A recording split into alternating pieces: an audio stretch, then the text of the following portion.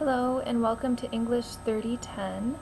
I wanted to give you a little bit of an overview of the class and a little bit about what you can expect while taking this 3010 class online. So the first thing that you'll want to know is that this is a rather fast-paced course, and it's a course that is designed to help you research and write in the profession that you will be joining once you graduate.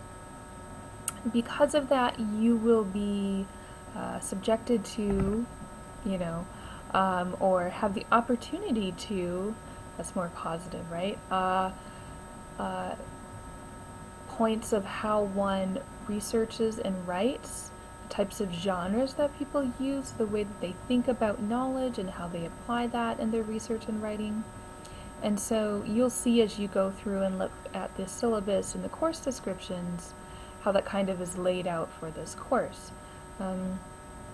If you've never taken an online course before, you need to familiarize yourself quite significantly with Blackboard, and you need to make sure that you consider the time frames for the assignments. Everything is assigned on a Monday and due by midnight that following Sunday.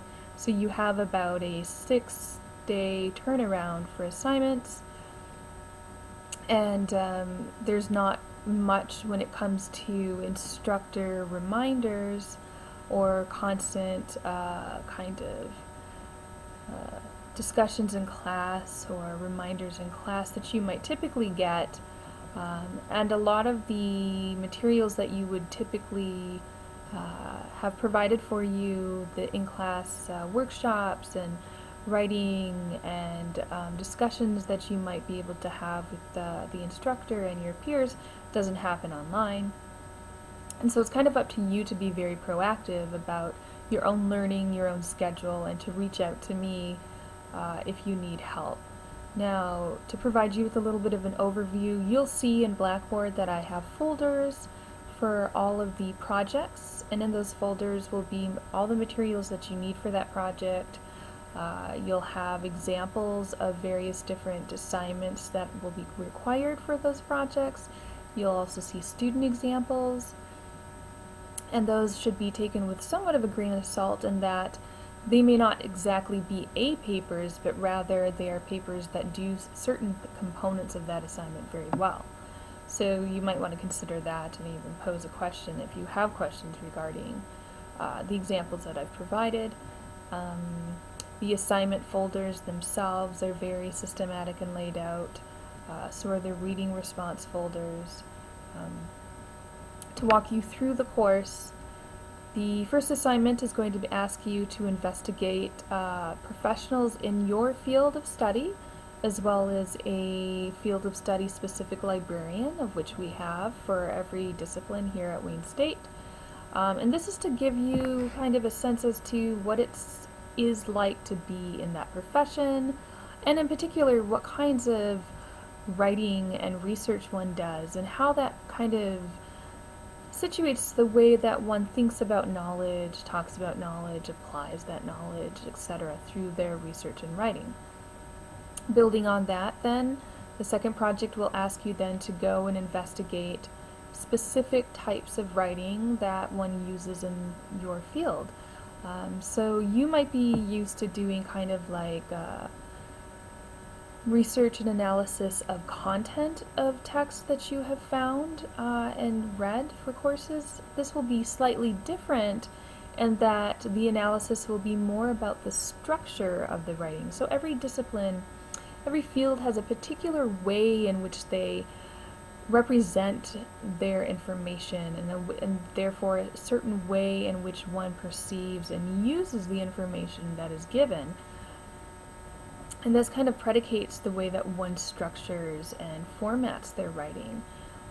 So for instance, to give you just like a really quick idea of this, while it may look very similar in both English and history, a thesis statement has a very different purpose. So in English, thesis statements are typically argumentative, and very much one in which lays out one's claim at the very beginning, and opposition to that, the history discipline will in fact have a thesis statement that's exploratory, because the role of a historian is to explore the events and to let the events lead them to certain beliefs or ideas.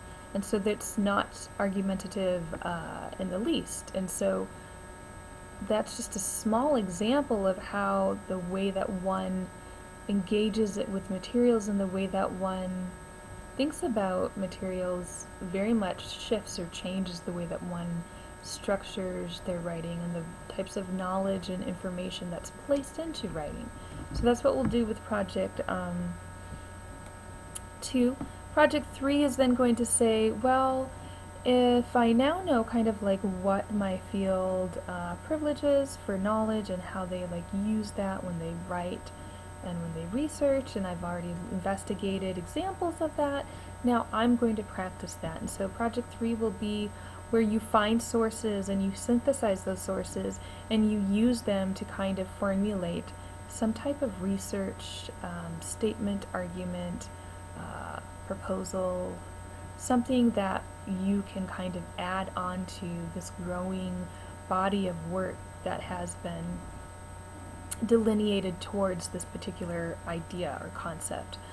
One thing that you want to keep in mind is that while you're going to be looking at a topic and researching something that is of utmost importance to your field, it definitely has to be something that is at the level of which you are at in your studies. So for instance, even if you're going to become a geneticist, you can't, at this stage in the game, I would imagine, say, well, I'm going to go and investigate and look at the particular proteins and the particular chemical reactions and equations that cause alleles on the chain of the DNA to shift and produce markers so that the body ages. Like, you wouldn't be able to go and read those equations and understand the compounds and how they like work and connect together, right?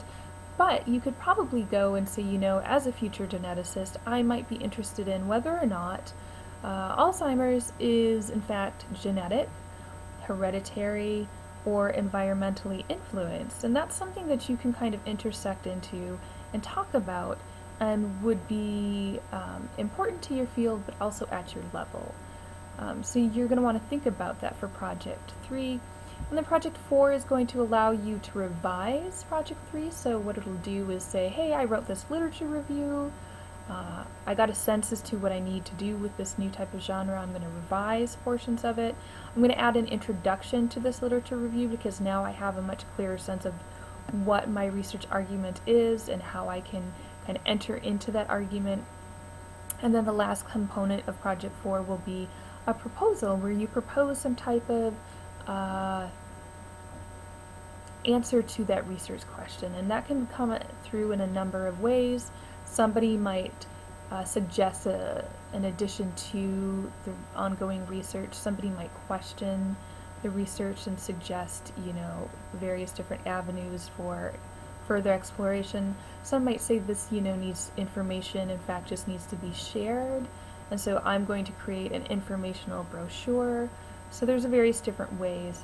And then your final exam is going to be a research reflective writing piece, and if you've taken 1010 or 1020 here, that'll be something that you're familiar with and that you kind of lay out what you did learn in this course, what particular activities or engagement or writing you did that helped you gain the knowledge that you did, whether or not this course is useful for you in the future and in what ways, how it changed the way you think about writing and researching.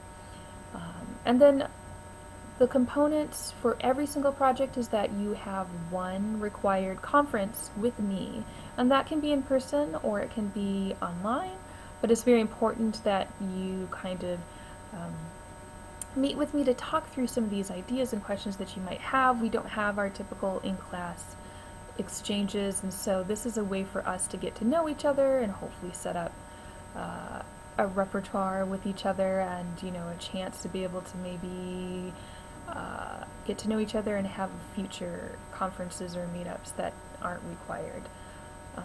And then lastly, the components to this course are reading responses. So typical assignments, other than reading responses, will always be double-spaced. Reading responses will be single-spaced, and it's going to be a summary of a particular concept of all readings that you've read, with then some analysis, critique, and reflection.